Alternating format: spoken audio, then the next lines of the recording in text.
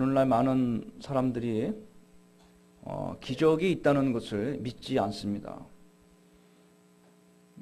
기적이나 또는 여러 가지 신비스러운 현상을 그들은 모든 것을 과학적인 그런 시각으로 설명하고 관찰하고 해석을 하려고 합니다. 그래서 그 해석이 안 되거나 증명이 안 되면 그것은 신뢰할 수 없는 사람들이 꾸며낸 이야기나 우연의 일치 같은 것으로 치부해버리기 일쑤입니다. 그러나 성경을 보면 기적이 굉장히 많이 나옵니다. 태초부터 오늘날까지 기적이 굉장히 많이 일어나고 있음을 성경은 기록하고 있습니다. 하나님께서 천지를 말씀 하나로 창조하신 일부터가 사람들은 감히 생각하거나 또는 그것을 증명할 수도 없는 기적적인 일입니다. 흙으로 사람을 지으신 일 또한 그 누구도 흉내내거나 비슷한 것을 해본 적이 없는 기적이지요. 홍해가 갈라져서 육지같이 건넌 일도 기적이고, 예수 그리스도께서 동정녀의 몸에서 성령으로 탄생하신 일 또한 가장 놀라운 기적에 속합니다. 보리떡 5개와 물고기 2마리로 주님께서 5,000명이 넘는 사람들을 먹이신 일이나, 각색 병든 자가 예수님 앞에 왔을 때 예수님의 말씀과 기도만으로 고침을 받고 일어난 일 등 성경은 수없이 많은 기적을 말씀하고 있으며, 심지어는 죽은 자가 살아난 일도 말씀하고 있고, 예수님께서 십자가에 돌아가셨다가 사흘 만에 다시 살아나신 일과, 또 40일 동안 이 세상에 계시다가 하늘로 승천하여 올라가신 일 모두가 세상 사람들의 시각으로 볼 때 이것은 기적입니다. 성경은 사실적인 기록을 하고 있는 것인데 사람들은 이것을 기적이라고 부르고 있는 것입니다. 기적이냐 아니냐 하는 것은 기준이 뭡니까?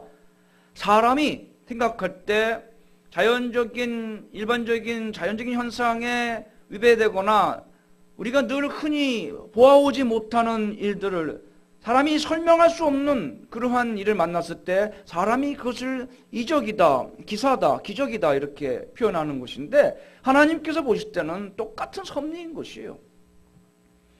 일상적으로 자연현상에서 일어나는 그런 일반적인 섭리나 기적이라고 부르는 비상섭리나 하나님이 그것을 이루시고 역사하시는, 다스리시는 측면에서는 똑같은데, 다만 사람들이 그것을 이해하지 못하기 때문에 그것을 사람들이 기적이라고 그렇게 통상적인 언어로 표현하는 것 뿐인 것입니다.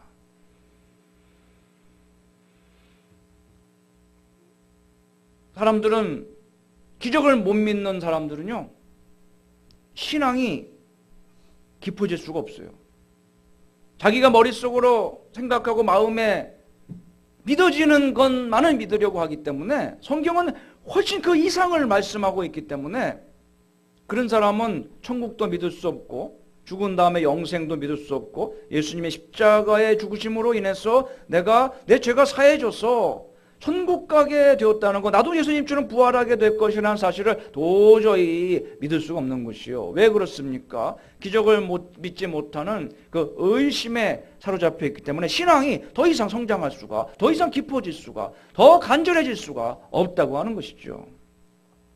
그냥 마음이 불안하니까 또 이 세상 쪽으로 여러 가지 필요한 부분 의지할, 내 혼자 힘으로는 못 산다는 걸 알기 때문에 의지할 대상을 찾고 마음의 평안을 얻고 좀 마음이 편해지기 위해서, 죄의식으로부터 좀 벗어나기 위해서 하나의 종교로서 택했을 뿐이지, 기적을 믿지 못한다면 신앙은 진실한 신앙으로 깊어지거나 성장할 수가 없고, 딱 거기서 내가 믿기로 결정한 그 기준에서 딱 멈춰진다는 거예요. 신앙이 자라나는 듯 하다가 나는 그 이상의 기적을 못 믿기 때문에 거기서 신앙이 딱 멈추는 거예요. 더 이상 성장할 수가 없는 겁니다.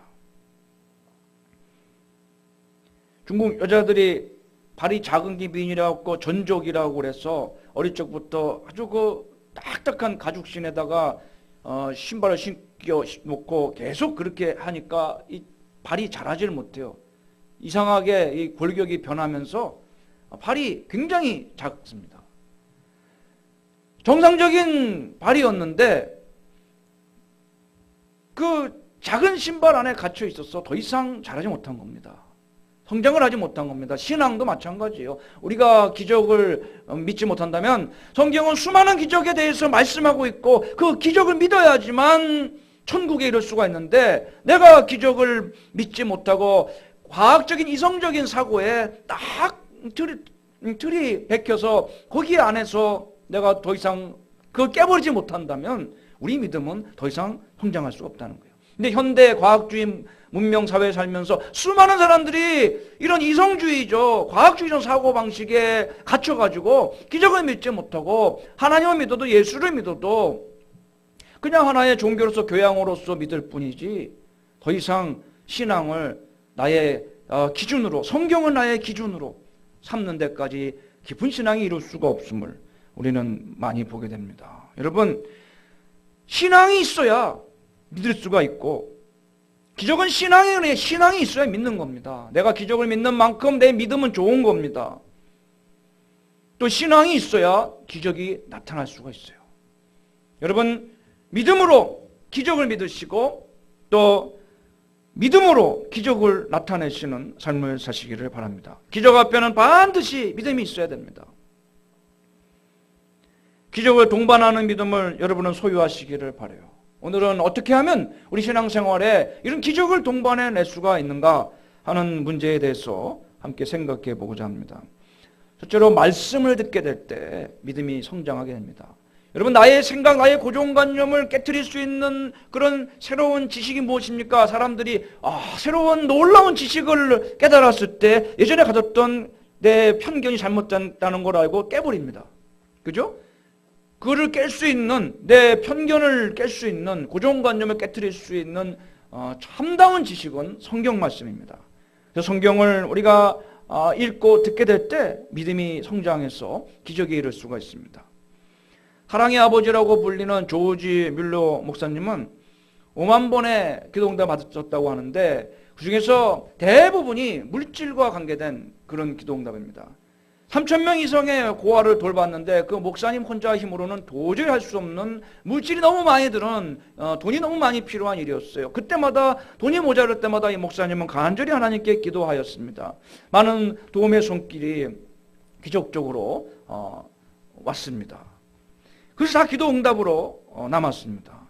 그래서 한 기자가 목사님에게 이렇게 물어봤습니다. 어떻게 그런 훌륭한 일을 해내실 수가 있었습니까? 라고 물었을 때 뮬러 목사님은 이렇게 대답했습니다. 나는 평생 동안 성경을 100번을 읽었습니다. 그런데도 단 한 번도 성경 읽는 것에 대해서 실증을 느껴본 적이 없습니다. 내가 성경을 읽지 않았던 때가 딱 3년 동안 있었는데 나의 인생에 있어서 그 3년 동안은 잃어버린 시간이었습니다. 하루라도 하나님의 말씀을 먹지 않으면 영적인 활력을 얻을 수가 없었습니다. 라고 조지 뮬러 목사님은 말했습니다. 모든 사람이 불가능하다고 하는 일을 가능하게 한 그 기적을 5만 번이나 체험한 이 목사님은 그 능력이, 믿음의 능력이 어디서 나왔습니까? 성경 말씀을 날마다 읽는 그 말씀 안에서 기적을 일으키는 놀라운 믿음의 능력을 공급을 받았음을 믿습니다. 우리가 똑같은 사람이지만 의심하게 되어, 불안하게 되어, 겁먹게 되어, 두려워하게 되어 부정적으로 바라볼 수밖에 없는 인간입니다. 그러나 하나님 말씀의 능력으로 인해서 우리가 긍정적이 되고 남들은 다 포기할 때 우리는 절망하지 않으며 불가능하다고 생각하는 문제도 도전해서 우리는 승리할 수 있는 그런 믿음의 힘을 성경을 통해서 공급을 받는 줄로 믿습니다. 여러분, 미국의 링컨 대통령도 그 남북 전쟁까지 해가면서 노예 해방을 하며 아무도 할 수가 없는 놀라운 너무나도 힘든 역경을 겪어내고 승리했습니다. 그런데 링컨은 이렇게 말했습니다. 하나님이 내게 주신 최고의 선물은 성경이다 라고 했습니다. 실제로 링컨은 매일 성경을 묵상하면서 하루의 삶에 필요한 지혜를 얻었다고 합니다. 여러분, 새는요 9일 동안 먹지 않고도 살 수 있대요. 여러분이 가정에서 키우는 강아지는 20일을 견딜 수가 있어요. 그래서 오늘 걔를 저녁을 안 줬네, 깜짝 놀랄 필요 없어요. 걔는 20일 동안 개들은 안 먹어도 살 수가 있어요. 뭐 하루 이틀 굶어도 아무 문제가 없어요. 물론 배는 무지하게 고파하겠죠. 그러나 사는 데는 전혀 지장이 없는 거예요. 거북이는 500일 동안 아무것도 안 먹고 살아남을 수 있습니다. 여러분 놀라지 마십시오. 뱀은 800일을 아무것도 안 먹고 물도 안 먹고 살 수가 있어요. 그래서 여러분 중에 뭐 그럴 일 없지만 어디서 살아있는 뱀을 잡아가지고 그 술에다 담가 드시려고 하면은 그 술에다가 넣어놓고서 밀봉해놓고 3년을 지난 다음에 꺼내야지, 안 그러면 그 뱀이 살아있을 수가 있어요. 뱀에 물릴 수가 있어요. 실제로 그런 경우를 당하는 경우가 있어요. 1년 정도 있었으니까 얘가 분명히 그 안에서 죽었을 것이다. 딱 열어보는 순간 입술을 탁 물려갖고 죽은 경우가 있다는 거예요. 3년을 기다려야 뱀은 그 안에서 죽습니다. 800일을 버티기 때문이에요. 그 사람은 여러분 음식을 안 먹고 먹지 않고 얼마나 살 수 있는지 아세요? 12일을 살 수가 있다고 합니다. 그만큼 인간은 너무나도 나약합니다. 그런데요, 영적으로는, 육체적으로는 이렇게 나약하지만 영적으로는 영적인 허기를 느낄 수 있는 유일한 동물이 인간입니다. 하나님 말씀을 안 들어도 개나 거북이나 뭐 고양이나 이런 동물들은요 아무런 불편함을 안 느껴요. 근데 사람은 하나님 말씀, 영적인 그런 허기가 있어서 이걸 느낍니다. 그래서 예수 안 믿는 사람도 무슨 좋은 법문이나 듣고 좀 좋은 글이나 뭐 명상의 글이나 마음을 따뜻하게 해주는 이야기나 그런 동영상이나 이런 거 꼭 찾아봐야지만 사람이 따뜻해지게 돼 있어요. 그래서 여러분, 사람은 영적인 허기를 느끼는 유일한 존재입니다. 하나님이 그렇게 만들어 놓으셨어요. 모든 육체는 풀의 꽃과 같고 그 모든 영광은 풀의 꽃과 같다 그랬어요. 풀과 같고 풀의 꽃과 같다 그랬어요. 풀은 마르고 꽃은 시드나 오직 주의 말씀은 세세토록 있도다 하였으니 너희에게 전한 복음의 말씀이니라고 베드로는 말씀하였습니다. 여러분, 풀과 같은 연약한 인생, 꽃과 같은 우리 인간의 영화로움이라 할지라도 세세 무궁토록 있는 하나님의 말씀을 우리가 음식 삼아서 우리가 영적으로 강건해지고 주님 앞에 이룰 수가 있음을 믿으시기를 바랍니다.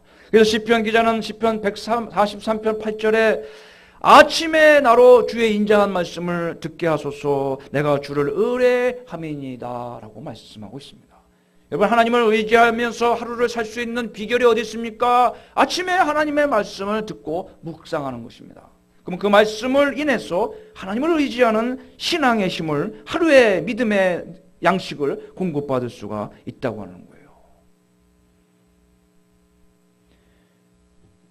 여러분이 식사를 안 하시면 허기가 느껴지고 사지에 힘이 빠집니다. 힘든 일을 할 수가 없어요. 지칩니다. 관절에 뼈마디에 힘이 안 들어갑니다. 허기가 지는 거예요.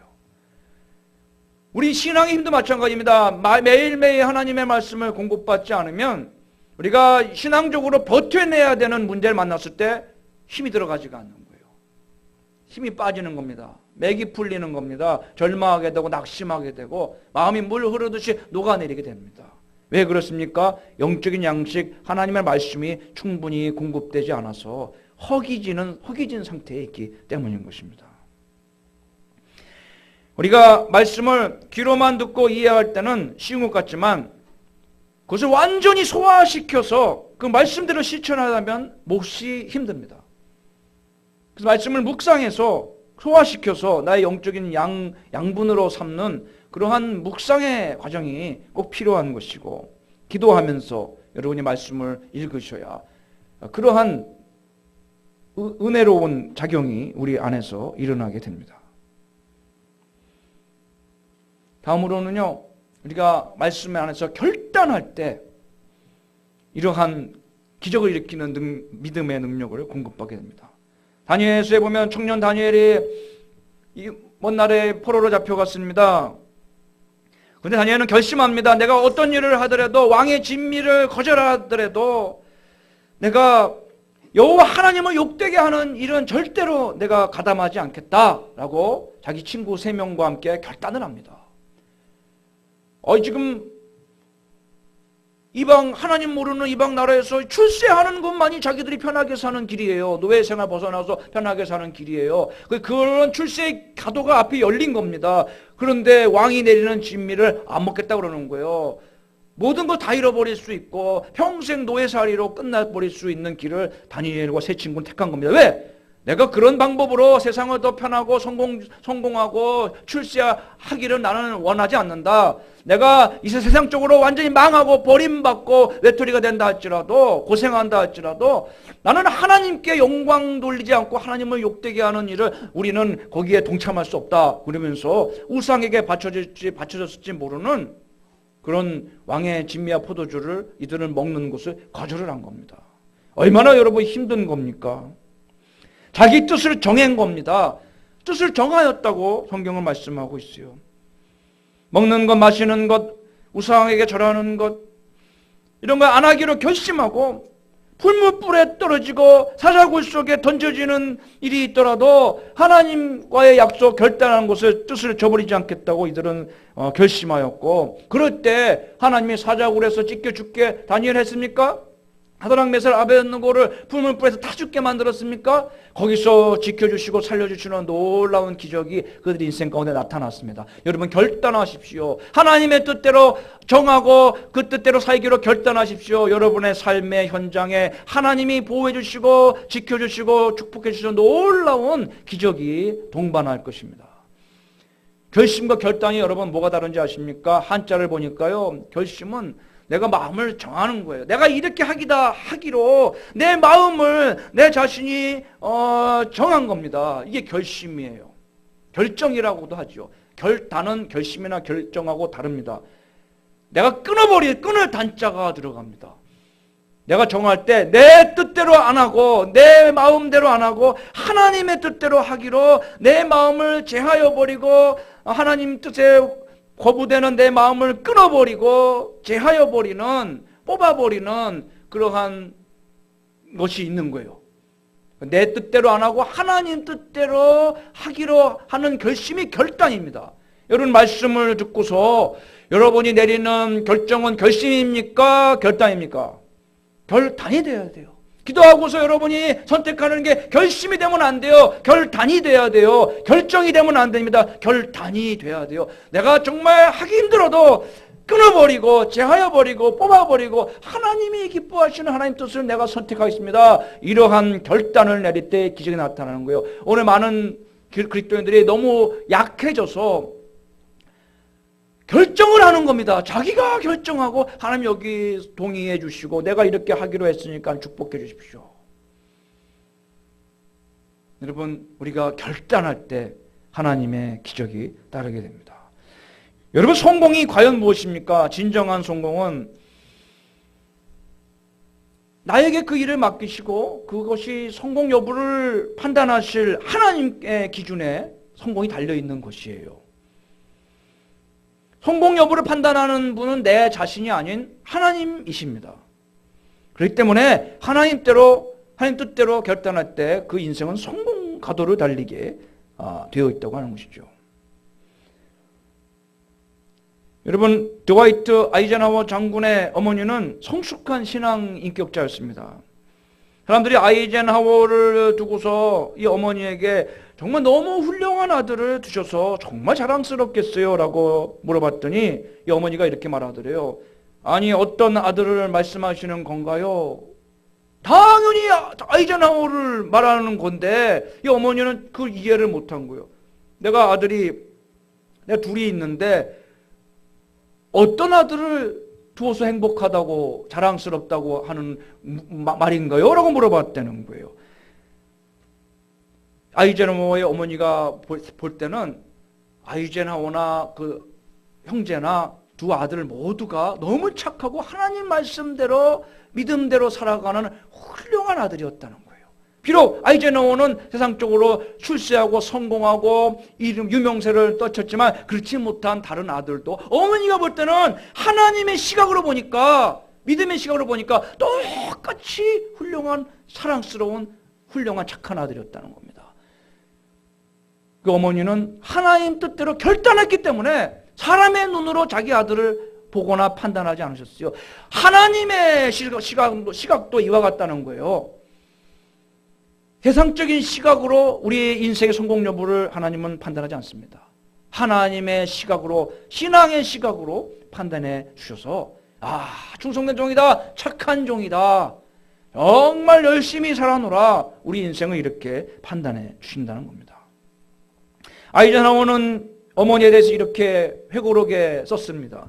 전쟁 중에서나 집에 멀리 떨어져서 힘들고 외로울 때 언제나 나를 지탱해주고 힘주셨던 것은 하나님을 따르고 조국을 사랑하라는 어머님의 말씀이셨다.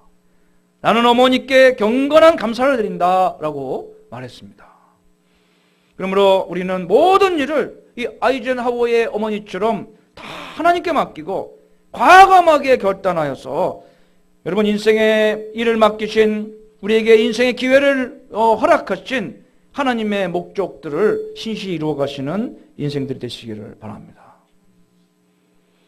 세 번째로, 예배 드릴 때 기적을 동반하는 믿음의 성장을 가져옵니다. 내가 혼자 있으면 아무것도 못하는데요, 하나님이 함께 하시면 무엇이든지 할 수 있어요. 그죠? 하나님은 우리 가운데 어떻게 모십니까? 하나님은 영이시라고 그랬어요. 하나님은 영이시니 예배하는 자가 영과 진리로 예배하시니라. 영과 진리로 예배하면 하나님의 영이시기 때문에 우리 가운데 찾아오셔서 함께 해주신다고 하는 겁니다. 그렇기 때문에 예배할 때 기적이 동반됩니다. 예배는 몸과 마음을 다해서 정성으로 더 진실하게 드리는 것입니다. 우리가 하나님께 정성을 다해서 예배 드리는 때 우리 믿음이 성장하게 됩니다. 예배는 하나의 또 훈련입니다. 아브라함이 하나님 말씀을 따라서 진행하면서 하던 일이 늘 제단을 쌓고 하나님께 영광 돌리고 하나님을 만나는 것이었어요. 아브라함이 정해주시는 지시하는 땅으로 아브라함이 이렇게 갈 때 그 길을 빨리 가고 재촉하고 빨리 가서 거기서 무엇인가 빨리 하려고 하지 않았다는 거예요. 네. 이스라엘 백성들이 하나님이 지시하시는 땅으로 갈 때도 빨리 가지 않았다는 거예요. 하나님이 빨리 가는 거 원하지 않습니다.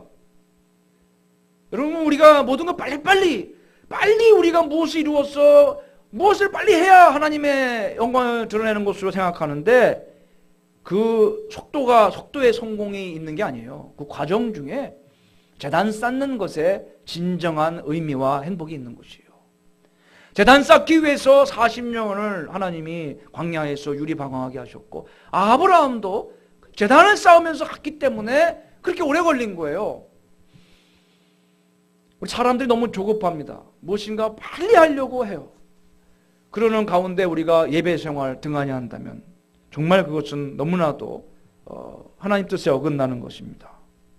아브라함은 100세가 이미 되었는데 어찌 자식은 낳을 수 있을까? 이런 생각을 하고 조급해질 수 있었지만 제단 쌓으면서 믿음이 있었기 때문에 너무나도 늦은 시기에 그는 기적을 낳을 수가 있었던 것입니다. 시간에 있지 않습니다. 우리 가능성이라는 것이 시간에 있지 않아요. 내가 이 나이에 무엇을 할 수가 있을까? 지금까지 이렇게 안 됐는데 내가 지금 무엇을 할 수 있을까? 이런 일을 해내려면 시간이 이만큼 필요한데 나는 너무너무 늦었어. 시간이 없어. 여러분, 시간이 기적을 만들어내는 게 아닙니다.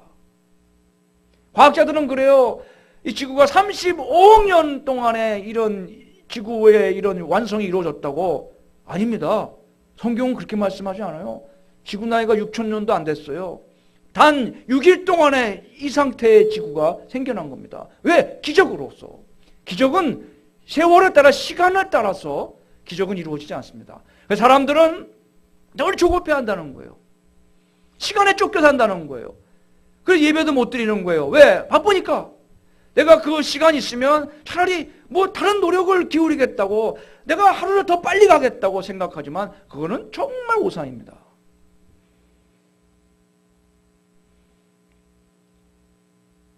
제가 성질이 급해서 버스를 예전에 탈 때 청년 시절에 기다리지 못해요. 그래갖고 제가 88-1을 타야 교회를 가는데 그게 그렇게 안 오는 거예요. 그래가지고 중간에 다른 데 가는 버스를 타고 또 갈아타 2번 갈아타고 가요. 그럼 뭐 바보 같은 짓인 게 나중에 한 건데 조금 더 기다렸다가 그 버스 타면 한 번에 편하게 더 빨리 갈 수가 있는데 사람이 조급해야 한다고 그거를 그렇게 못하는 거예요. 그런데 그렇게 조급해야 한다고 내가 열심히 버스를 갈아타고 막 전철 타고 가도 한 번에 가는 원래 그 노선 버스보다 사실은 고생만 엄청 하고 늦게 간다고 하는 거죠. 여러분, 하나님은요 정말 여러분에게 가장 좋은 길을 예비하시고 첩경을 앞에 놓아서 가장 빨리 편하게 또 유익하게 하나님은 복된 길로 인도하시는 분이십니다. 여러분, 절대 조급해하지 마십시오. 조급해하면 인간 방법 쓰게 됩니다. 자꾸 곁길로 가요. 이거 시도해보고 저거 시도해보고 해요. 그러지 마시고 예배하면서 하나님의 인도하심을 따르면 어디로 가는지 알지 못하지만 예배하는 삶 가운데 여러분이 도착하는 그것이 바로 여러분이 꼭 도달해야 될 가장 복된 종착지임을 믿으시기를 바랍니다. 예배하는 삶은 방황하는 삶이 아닙니다. 예배하는 삶은 그것은 세월을 낭비하는 인생이 아닙니다. 예배하면서 살면 여러분이 어디로 가든지 무엇을 하든지 하나님이 기뻐하시는 그 목적지에 분명히 안착하게 될 줄로 믿습니다. 우리가 가진 좋은 믿음대로 여러분이 원하는 모든 소원이 이루어지시고 특히 불가능한 가운데서 가능하게 되어지며 전혀 바랄 수 없는 것 같은 가운데 이룩되어지는 놀라운 기적들이 여러분의 삶에 나타나시기를 이 시간 주님의 이름으로 축원합니다.